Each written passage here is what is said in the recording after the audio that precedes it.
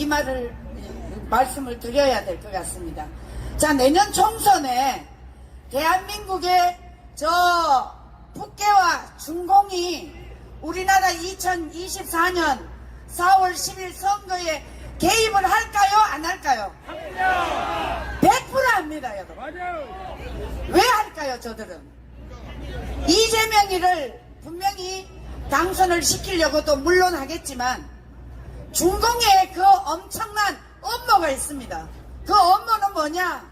바로 대한민국의 윤석열 대통령이 한미일 동맹을 정말 완벽하게 이 체결을 해놨기 때문에 이것을 가장 허트려야 될 나라가 어떤 나라입니까? 중공입니다, 여러분. 중공은 아마 내년에 윤석열 대통령의 이 200석을 가장 뒤에서 업무로 꾸밀 것이라고 저는 생각합니다. 여러분 맞습니까? 자, 그런데 여러분 며칠 전에 저 이해찬 이자가 뭐라고 했죠? 분명히 180석에서 200석이 가능하다는 말을 남겼죠. 자, 여러분 2020년도 4월 10일 그때도 저 주사파 양정철이라는 자가 중국을 왔다 갔다 하면서 정책적으로 협의를 하고 왔습니다. 이것이 여러분 단순한 우리나라와 중국의 관계가 아닙니다, 여러분. 이거를 확실하게 알아야 됩니다. 윤석열 대통령은 이걸 분명히 인식을 해야 돼요.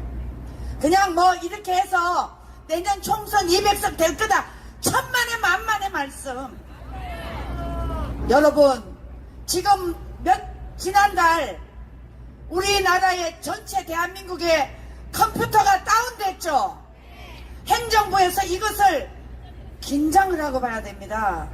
여러분 왜 이게 다운되는지 우리는 100% 의심을 해야 되는 것입니다.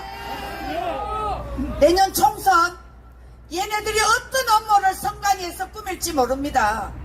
그래서 이번에 사전 투표기 이거 또 갈아치우지 않았습니까? 이 갈아치운 이유도 저는 두 가지로 봅니다. 첫째, 지난 4월 10일 그 전 선거, 대선 선거까지 얘네들이 혹시나 부정한 것이 이제 윤석열 대통령이 내년에 만약에 우리가 이길 때는 200석이 됐을 때는 철저히 조사를 하게 될 겁니다. 그래서 이것을 들통 안 나게 하기 위해서 바꿀 수도 있고 아니면 이제 새로운 전법으로 이것을 기계를 교체를 했다고 저는 두 가지 의심을 하는데 여러분 맞습니까?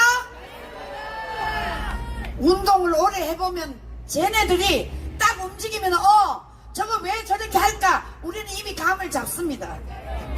그만큼 여러분 이 운동하는 게 얼마나 힘든지 아십니까? 제가 그 통진당 해산시킬 때 2015년입니다. 여러분 한번 보세요. 띄워주세요. 이거 말고 상복 입은 거, 상복 입고 하는 거, 상복. 자, 여러분 제가 가장 두려워하는 게 뭔지 아십니까? 진정한 대한민국의 야당이 필요합니다. 그리고 좌파들도 필요합니다. 그러나 여러분 우리 자유대한민국은 분단국가이기 때문에 이 좌파가 그냥 정책에 반대하는 것은 이해할 수가 있습니다. 그러나 그게 아니고 얘네들은 좌파 플러스 이념적으로 국가를 완전히 무너뜨리려고 하기 때문에 이 공산주의를 몰아내야 되는 것입니다. 여러분 그렇지 않습니까? 자, 우리가 통진당 해산시킬 때 그 상복을 헌법재판소에 가서 6개월을 상복을 입고 비가 오나 눈이 오나 가서 집회를 해서 통진당을 해산시켰습니다.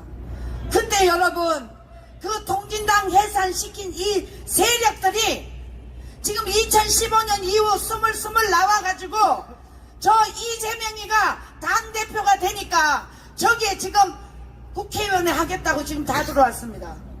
여러분 지금 심각합니다. 여러분 이걸 아셔야 돼요.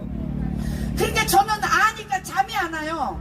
왜? 이 새끼만 목에 쳤지. 그 밑에 세력들은 지금 다 대한민국의 잔재 세력으로 좌파 활동을 주사파 활동을 하고 있는 겁니다. 여러분 이해 가셨습니까? 그래서 지금 전국에 전부 다 빨간 물이 장난을 치고 있고, 이번에 지난달에 여러분 그 통진당 잔재 세력일 겁니다, 분명히. 그런데 충북의 간첩들을 9개월 동안 잡아놨는데 여러분 재판 2번 받고 다 풀어줬습니다. 여러분 이게 지금 대한민국의 사법부가 완전히 저 586 세력들에게 장악을 당하고 있습니다. 저 주사파 일당들은 무서운 존재입니다, 여러분. 저는 보이지 않게 분명히 어디에 지령을 받는다고 생각하는데 맞습니까? 지령을 받고 있습니다. 그래서 여러분 조직적으로 움직이는 겁니다. 아니 세상에 정가사범이 어떻게 당대표를 합니까? 이게 말이 안 됩니다. 자, 그래서 민주당에서 지금 정세균, 김부겸, 이낙연 이 세 사람이 정통 야당을 만약에 창당한다면 우리는 찬성해야 되는 거 아닙니까? 저런 정말 북한의 지령을 받든지 어떤 일을 받든지 가장 지금 여러분 부패한 세력이 저 국회의원 여의도입니다. 자, 이럴 때 윤석열 대통령은 정말 분명히 저희들이 경고합니다. 윤석열 대통령 정신 차려야 됩니다. 지금 이걸 단순하게 정말 뭐 이렇게 내년 200석 될 것이다. 여러분 우리 정말 정신 바짝 차리고 대통령이 정신을 차려야 됩니다. 언제까지 여러분 우리가 광화문 광장에서 이렇게 도와주고 밀어주는데 왜 저놈들을 고발을 해서 빨리 감옥에 안 집어넣습니까? 그리고 저 선관위를 왜 저대로 내버려 둡니까? 한동훈 장관도 똑똑히 들어야 돼요. 여러분 우리가 정말 눈물 나도록 투쟁하고 싸워왔습니다. 그런데 이 정부가 왜 저렇게 속도가 느린지 여러분 답답하지 않습니까? 정말 화가 납니다. 자, 여러분 여의도에는 길이 없습니다. 여의도 길이 없기 때문에 윤석열 대통령은 새로운 길을 뚫어야 됩니다. 그것은 바로 정계 개편입니다, 여러분. 이 정계 개편은 소수 정당을 만들어서 저 민주당 세력들을 소수 정당을 만들어서 완전히 짓밟아놔야 되는 것입니다. 그렇지 않고는 이 나라의 미래가 암울합니다, 여러분. 자, 그래서 윤석열 대통령에게 우리 한번 호소합시다.